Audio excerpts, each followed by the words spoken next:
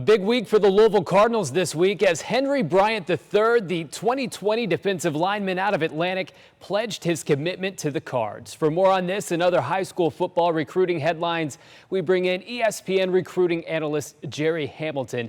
Gerry, Bryant treating Louisville fans to this video on his Twitter account earlier today, bench pressing 405 pounds. So exactly what kind of athlete are the Cards getting? Absolutely. You know, for Louisville, recruiting the state of Florida is paramount. It was under Charlie Strong. It is under Coach Satterfield now. But I think Henry has a chance to come in and make an impact right away at Louisville. There's been a lot of turnover there, so I think it's a really good opportunity for him. And the thing about Henry is what he lacks in size, he makes up for in strength, understanding leverage, and a great motor. I expect him to be a tremendous contributor for Louisville throughout his career.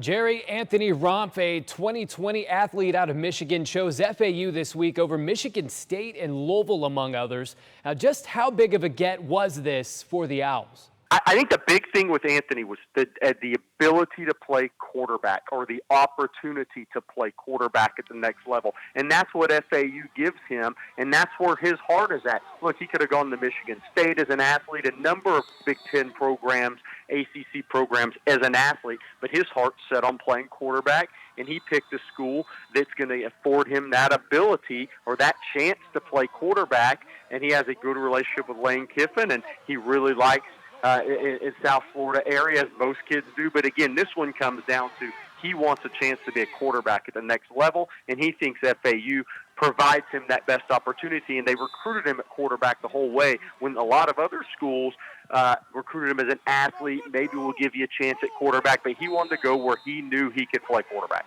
Gerry, Brian Robinson, the receiver out of Palm Beach Central, decommitted from the Miami Hurricanes this week.